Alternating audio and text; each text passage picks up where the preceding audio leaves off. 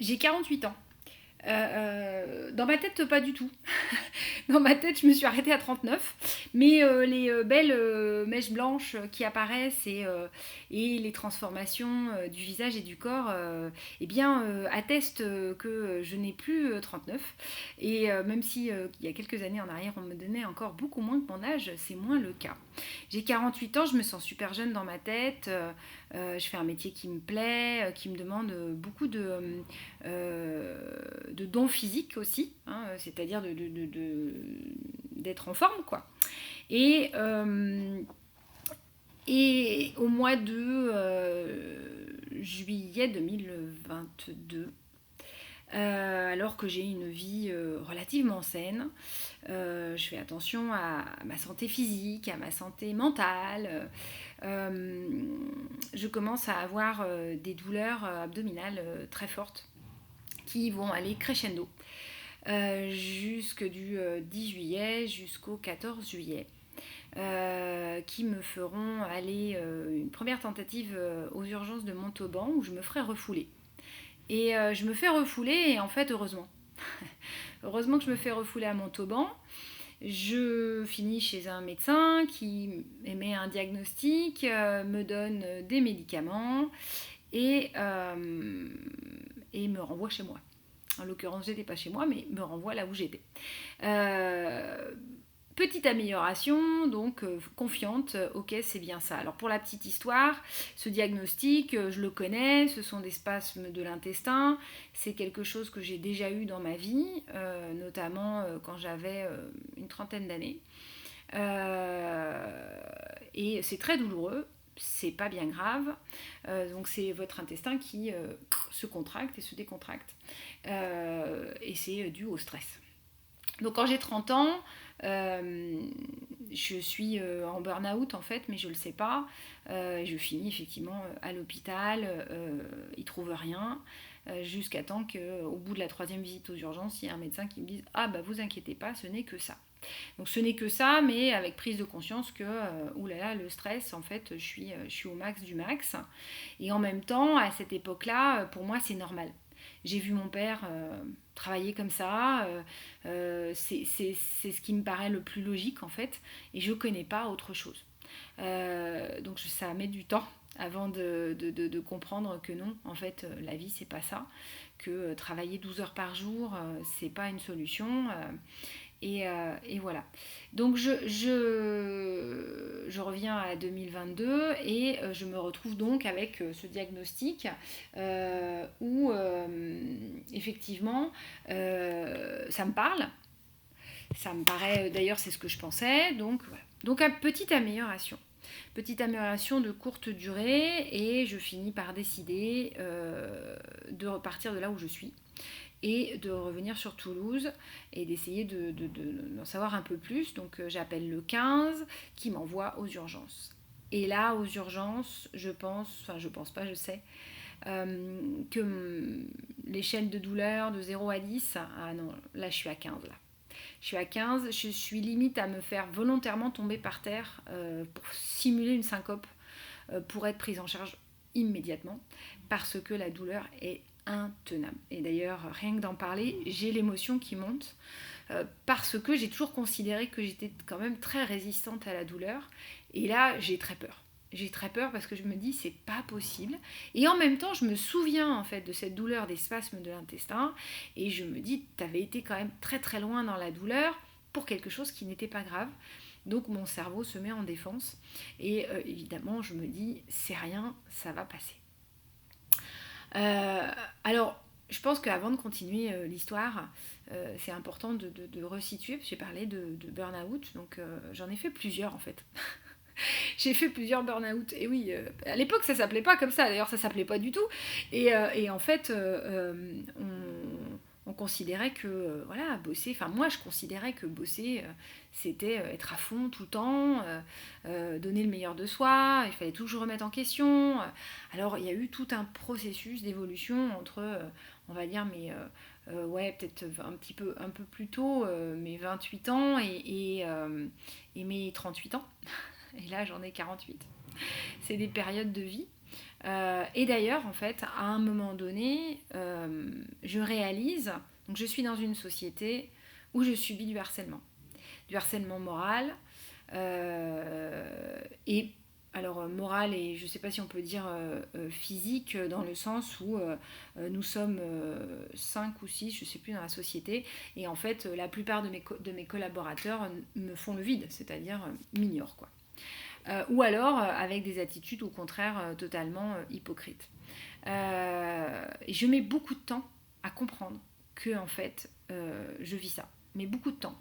Et ça va même tellement loin que je vois un mail qui parle de moi, mais très mal, euh, vraiment avec l'objectif en fait de mes collègues était de me faire partir de la société, d'arriver à me virer, quoi, à me faire virer. Et je lis ce mail, et même comme ça, je ne comprends pas.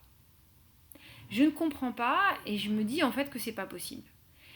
Et ça, c'est quelque chose que je vais garder jusqu'à même aujourd'hui.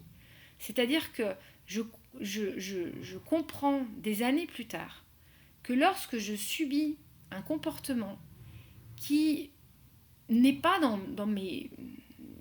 ce que je serais capable de faire, je ne le comprends pas.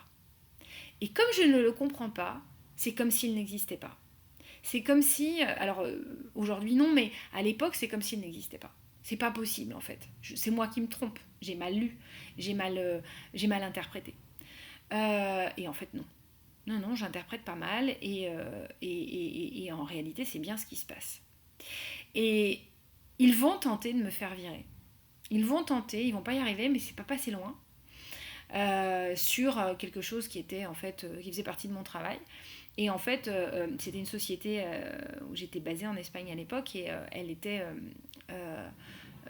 américaine. Ça remonte jusqu'aux États-Unis. Donc là, c'est pas voilà, c'est pas rien. Ça remonte jusqu'aux États-Unis.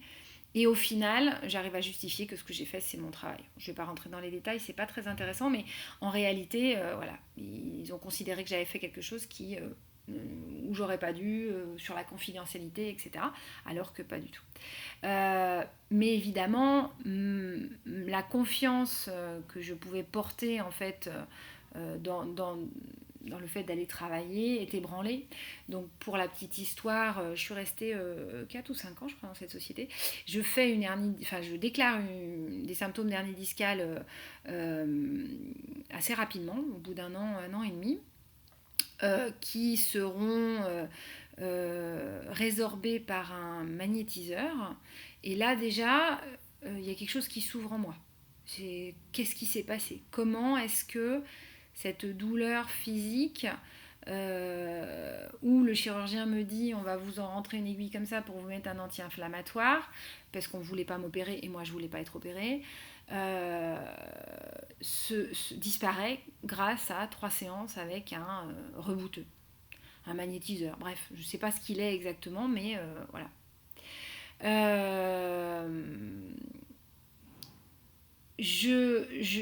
Donc un monde s'ouvre.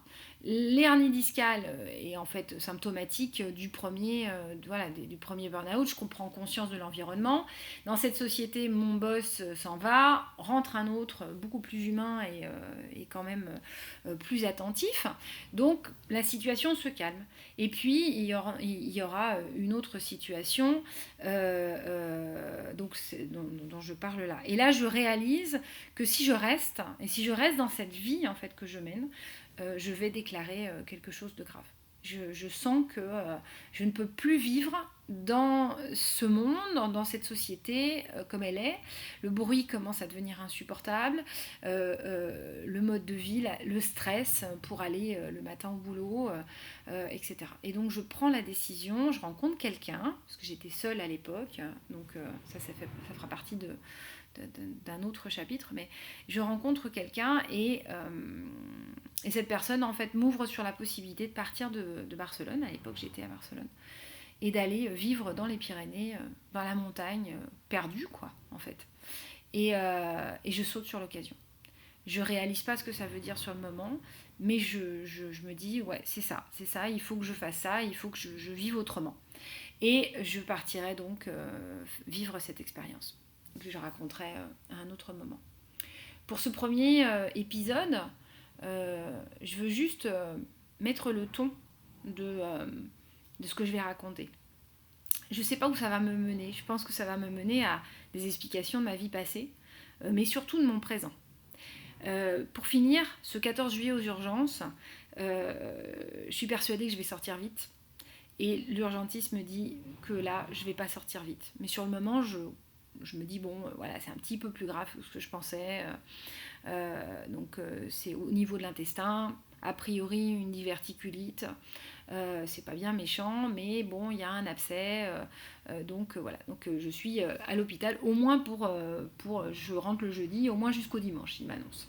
Donc, du coup, bon, bah, j'annule tout ce que j'avais prévu dans les prochains jours et je me fais une raison. Et je reviendrai en détail sur toute l'expérience. Je reste donc jeudi, vendredi, samedi, dimanche, lundi, mardi, avec des douleurs. Mais pour les femmes qui ont pu accoucher, eh ben, j'ai accouché pendant 5 jours. Ils mettent énormément de temps à trouver un protocole pour limiter la douleur. Et c'est très très très humiliant.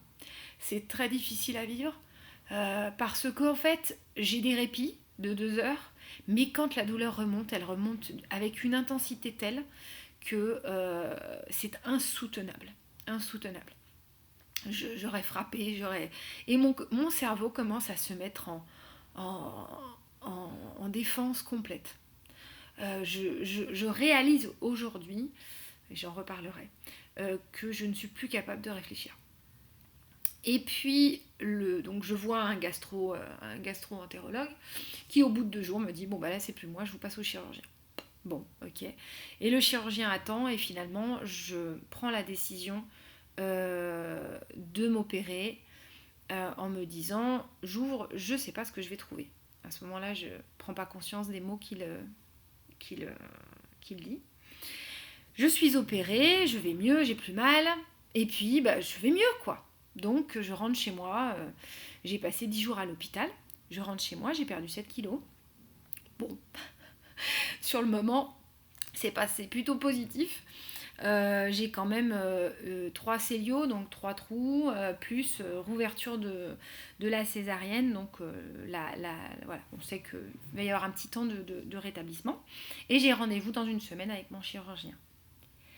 Une semaine plus tard, mon chirurgien m'annonce qu'en fait, l'opération était une opération du cancer du côlon.